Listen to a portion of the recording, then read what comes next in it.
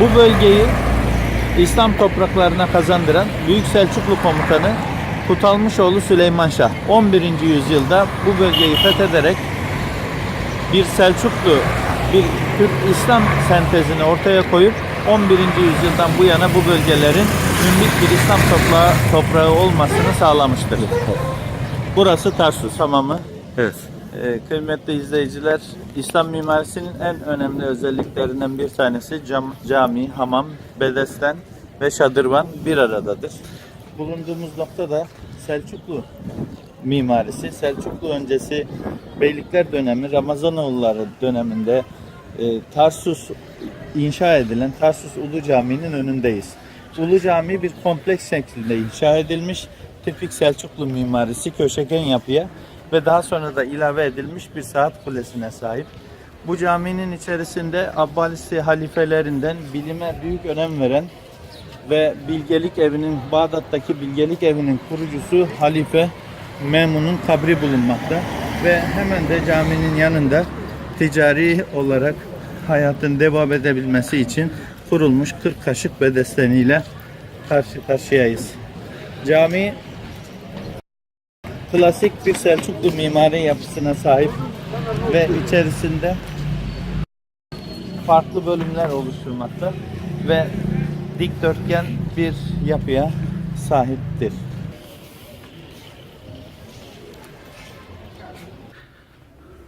Burası Tarsus Ulu Camimiz.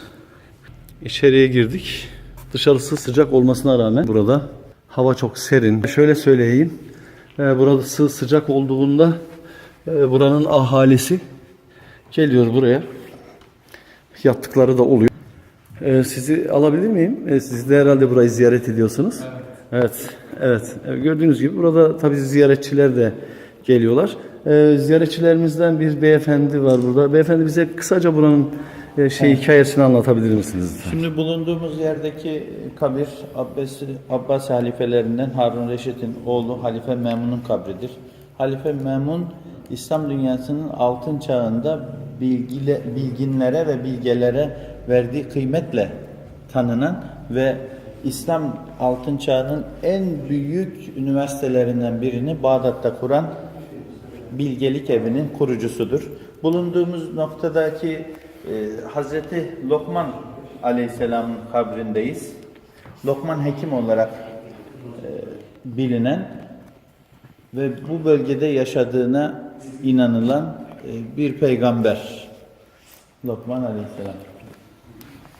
Burası da Hazreti Adem babamızın sonra tek olarak doğan ve kendisine 50 suhuf sahife nazil olan Hazreti Şitel Aleyhisselam'ın makamı. Evet, pencereleri. Selçuklu mimarisinin temel özelliği dikdörtgen yapıda olması ve tavan yapısının ahşap olması. Bu taşların özellikle gece ışıklandırmaya ihtiyaç olmadan insanların ibadet yapabilmesi için özellikle bu taşların seçildiği, evet. Tabii ki bu dönem itibariyle dışı iç kısmı sıvayla kapatıldığından dolayı bu özelliğini çok fazla göremiyoruz. Evet. Ama dayanıklılık açısından ve ses yalıtımı, evet, ses akustik açısından önemli. Şu karşımızda da duvar üzerine yazılmış bir takım ifadeler var. Runik harfler bunlar. Göktürk alfabesinde geçen runik harfler. Üstte de var. Orada. Üstte var. Tabii. Bak şu köşede var. Türk harflerimiz bunlar. Buradaki turistik yerleri, beldeleri sizlerle paylaşmaya devam edeceğiz. Ümit ediyoruz az da olsa, bir nebze de olsa beraberce Tarsus'tan nefes alma fırsatımız olacak. İyi seyirler. Evet, Tarsus'ta dolaşmaya devam ediyoruz. Şu anda Kırkaşık Bedesteni denilen yerdeyiz. Hemen Ulu Cami'nin yanında. Şu anda Bedesten'e giriyoruz.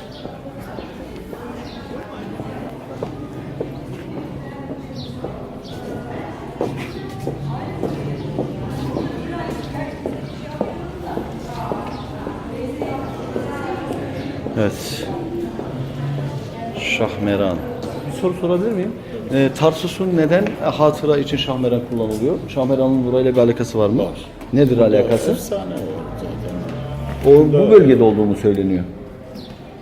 Şimdi kral zamanında hastalık geldiği için kızına Evet. onun hekimler demiş işte Şahmeran'ın kanını ilaç yapacağız demişler. O da Şahmeran'ı şu hamamın bir tane eski hamam var. Evet. Şeyde karşısında. Evet. Hazreti Danyal. Evet. Orada öldürmüşler. Öldürmüşler ve Orada da kanı olduğu söylenir. Evet. Bizde. Yani bu zaten şeyden gelen bir efsane. Efsane. Yani Hindistan tarafından falan böyle İran. Eyvallah. Yani bu şeyle beraber neydi bu? İpek yolu falan. var. Evet, evet. Eskiden iletişim, ulaşım şeyle olduğu için adını sen söyle abi. Kervanlarla olduğu için gidip gelenlerin anlattığı hikayeler. gelince işte oldu. Eskiden Eyvallah. asıl ilk yapım şeyler de var. Evet. Onlardan bu bezini İsterseniz bir gösterebilirseniz. beze işlerler. Anladım. Öğretmenim. Bir tane bezimiz vardı öyle de. Evet. Evet, burada bedestenin eskiden içerisinde satılan taşlar.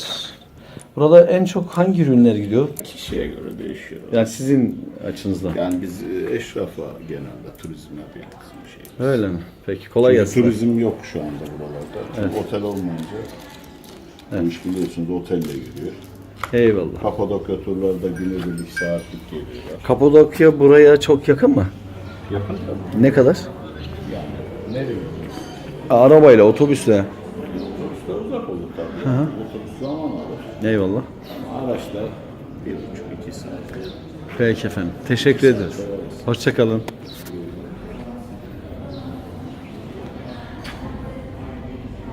Bulunduğumuz yer bereket peygamberi olarak adlandıran Danyal peygamberin kabrindeyiz. Kendisi Tarsus'ta yaşamış ve bu bölgenin dönemin İslamiyeti konusunda peygamberliğini yapmış, bereket peygamberi olarak adlandırılan bir şahsiyet.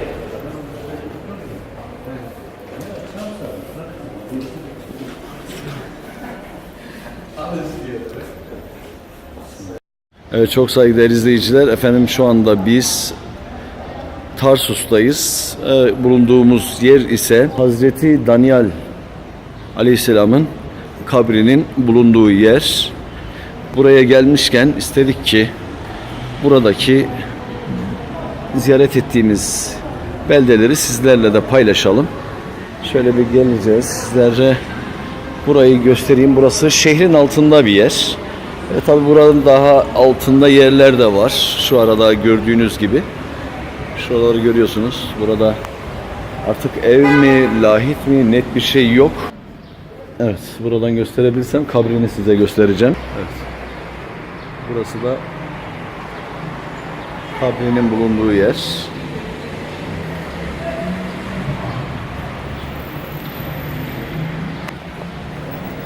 Burası biraz restore edilmiş. Burada evet küçük bir mescit var burada bayanlar için ayrıca. Sayın Hocam buranın hakkında bize bilgi verebilecek misiniz? Evet. Hazreti Danyal peygamberin kabri.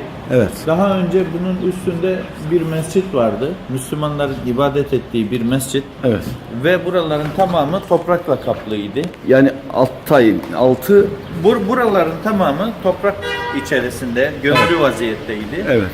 Daha sonra belediyenin yaptığı çalışmalar neticesinde, yapılan kazılar neticesinde Yeraltı kabri- şehri gibi bir şey çıktı. Tabii bu Tarsus şehrinin altı komple bir antik şehirdir. Evet. Defaatle üstüne depremler ve zelzeleler ve benzeri afetlerle bu şehir üstü kapanmış. Evet. Şu andaki duruma gelmiştir. Burası da kabrin üstten görünen kısmı. Şu sağ taraftaki yapı da çok eski zamanlardan beri cami olarak kullanılan bir alan. Teşekkür ediyoruz. Evet, burası da yine o şehirden uzanan ve bu yeraltı şehrinin altından geçen nehir yatağının şu andaki hali. Aslında yine de nehir şehrin altından geçiyor ama bu seviyede değil. Bu seviyede değil, daha aşağı seviyede. Evet. Ve o dönemin Müslümanları Hazreti Danyal Peygamber'in kabrine herhangi bir zarar gelmemesi için Evet. nehir yatağına gizleyerek defnetmişler. Eyvallah. Teşekkür ederiz. Makamı Danyal'in o alt geçit dediğimiz, nehir yatağı dediğimiz yerin köprünün altındayız şu anda. Gördüğünüz gibi kazılardan sonra gözüken şeyler bunlar.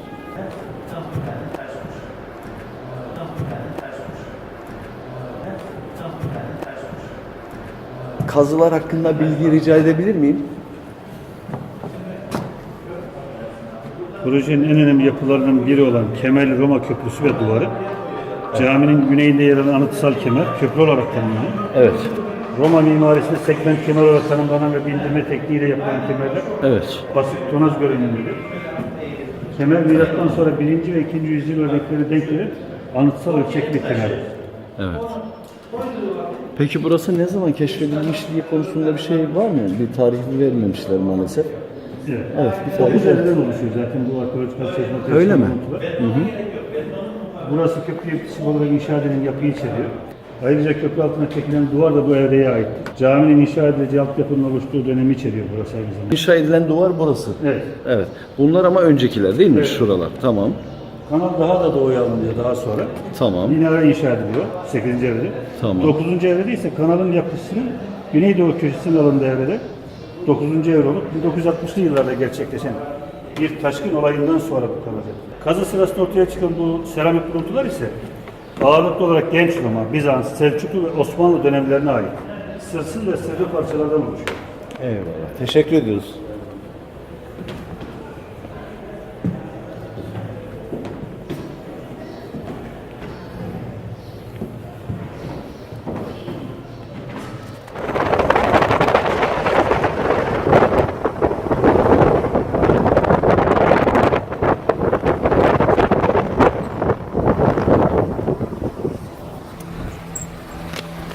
Eshab-ı Keyf diye adlandırılan bir bölge var ve burada da işte Eshab-ı Keyf'in burada yaşadıkları da söylenir bir rivayete göre de.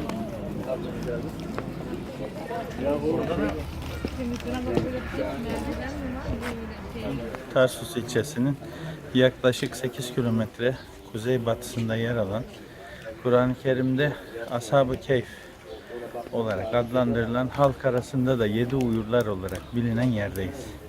Rivayet odur ki Roma İmparatoru Dakyanus döneminde Allah'ın varlığına ve birliğine iman eden 7 Müslümanın bu bölgeye kralın zulmünden kaçarak sığındıkları ve Kur'an-ı Kerim'in ifadesiyle 300 küsür yıl bu bölgede burada uyudukları ve ondan sonra tekrar uyandıkları anlatılmaktadır. Şimdi Evet, mağaranın burada da içerisinde- tabii hala daha günümüzde çokça ziyaretçi geliyor. Yerli ve yabancı ziyaretçiler geliyor. birçok yerli ve yabancı ziyaretçi var. Evet, şöyle inelim beraber. Finans turizminin en önemli merkezlerinden bir tanesi. Halkın da insanlara karşı sevgisi, saygısı, muhabbeti var. Evet. Ve burası da Kur'an'da tarif edilen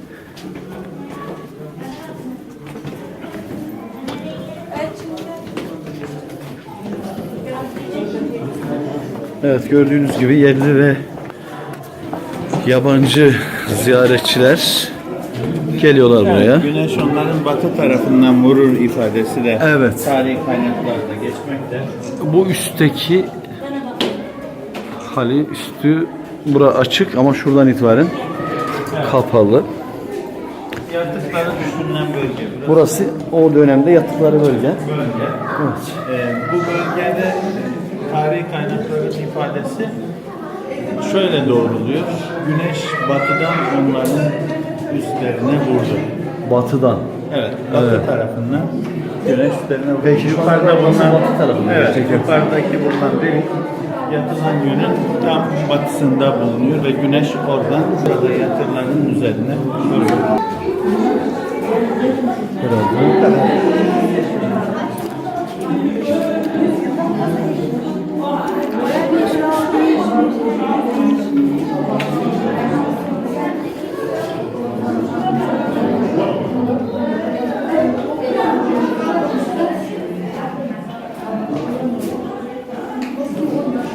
Evet. Gezilecek, görülecek, gösterilecek yerleri sizlere göstermeye gayret ediyoruz.